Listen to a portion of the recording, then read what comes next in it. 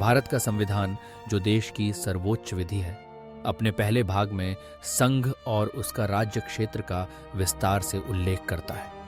भाग 1 के अनुच्छेद 1 से 4 तक भारत के संघीय ढांचे, राज्यों की संरचना, उनके सम्मिलन और सीमाओं के निर्धारण से जुड़े अत्यंत महत्वपूर्ण प्रावधान हैं। इन अनुच्छेदों की समझ न केवल भारत के राजनीतिक भूगोल को स्पष्ट करती है, बल्कि यह भी दर्शाती है कि भारतीय संघ किस प्रकार लचीला रहते हुए देश की विविधता और एकता को बनाए रखता है। अनुच्छेद 1 से शुरुआत करते हैं। यह अनुच्छेद 3 मूलभूत बातों को परिभाषित करता है। सबसे पहली, भारत का नाम। संविधान ने बड़े ही स्पष्ट शब्दों में देश का आधिकारिक नाम भारत यानी इंडिया स्वीकार किया है। यह नामकरण केवल एक औपचारिकता नहीं, बल्कि भारत की ऐतिहासिक और सांस्कृतिक विरासत को भी सम्मान देता है, जिसमें भारत शब्द भारतीय भाषाओं और परंपराओं की गहराई से जुड़ा है, जबकि इंडिया अंग्रेजी भाषा के वैश्विक संदर्भ को दर्शाता है। दूसरी महत्वपूर्ण बात, भारत का स्वरूप। अनुच्छेद 1 घोषित करता है कि भारत राज्यों का एक संघ है। इसका अर्थ है कि भारतीय संघ राज्यों के बीच किसी समझौते का परिणाम नहीं है और किसी भी राज्य को संघ से पृथक होने का अधिकार नहीं है। यह व्यवस्था देश की अखंडता और एकता को सुनिश्चित करती है। चाहे किसी भी राज्य की स्थापना, प्रवेश या पुनर्गठन हो, वह केंद्र सरकार की शक्तियों के अंतर्गत आता है। यह अपने आप में एक अद्वितीय विशेषता है, जो भारत के संघीय ताने बाने को अन्य देशों की संघीय व्यवस्थाओं से अलग करती है। तीसरी बात है राज्य क्षेत्र का वर्गीकरण। अनुच्छेद 1 के अनुसार भारत के राज्य क्षेत्र में 3 प्रकार के क्षेत्र शामिल होते हैं। पहला, राज्यों के राज्य क्षेत्र, यानी वे भौगोलिक क्षेत्र जो किसी राज्य के अंतर्गत आते हैं। दूसरा, केंद्र शासित प्रदेश, जो सीधे केंद्र सरकार द्वारा प्रशासित होते हैं। तीसरा, ऐसे क्षेत्र जो भारत सरकार द्वारा किसी भी समय अधिग्रहित किए जा सकते हैं। उदाहरण स्वरूप, यदि किसी क्षेत्र को भारत सरकार अपने अधिकार में लेती है, तो वह भी भारतीय राज्य क्षेत्र का हिस्सा बन जाता है। यह प्रावधान भारत के क्षेत्रीय विस्तार और राष्ट्रीय सुरक्षा की दृष्टि से महत्वपूर्ण है। अब आते हैं अनुच्छेद 2 पर।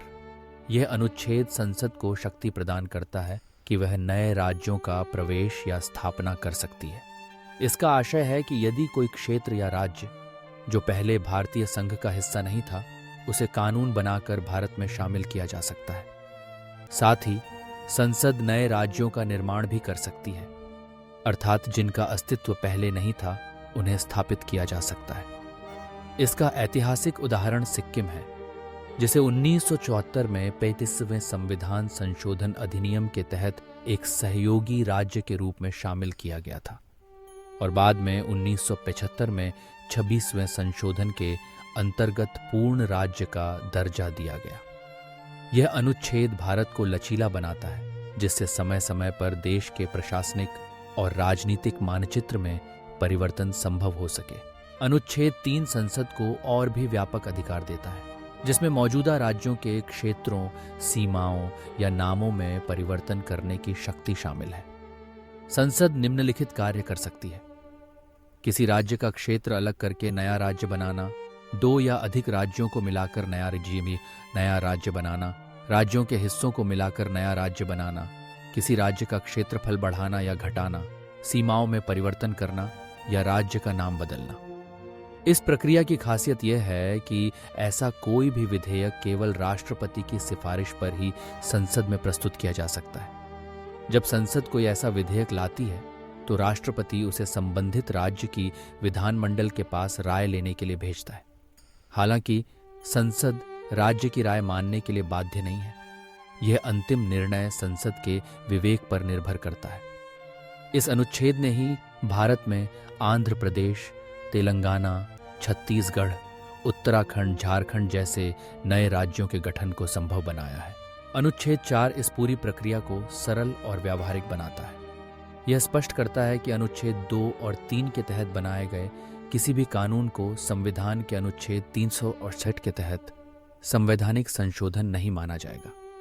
इसका तात्पर्य है कि इस तरह के कानून साधारण बहुमत से संसद में पारित किए जा सकते हैं, न कि विशेष बहुमत से, जैसा कि संविधान संशोधन के मामलों में होता है। इससे संसद को राज्यों के पुनर्गठन या सीमाओं में परिवर्तन करने में अधिक सुविधा और गति मिलती है। इसके अतिरिक्त अनुच्छेद 4 के तहत जब भी कोई नया राज्य बनता है या किसी राज्य की सीमा बदलती है तो संसद को संविधान की पहली अनुसूची, राज्यों के नाम और उनके क्षेत्र, और चौथी अनुसूची, राज्यसभा में राज्यों के लिए सीटों का आवंटन में आवश्यक संशोधन करने पड़ते हैं। ये संशोधन उस नए कानून का हिस्सा होते हैं और इनके लिए अलग से संविधान संशोधन की आवश्यकता नहीं होती। भाग I के अनुच्छेद 1 से 4 भारतीय संघ की संरचना के मूल स्तंभ हैं।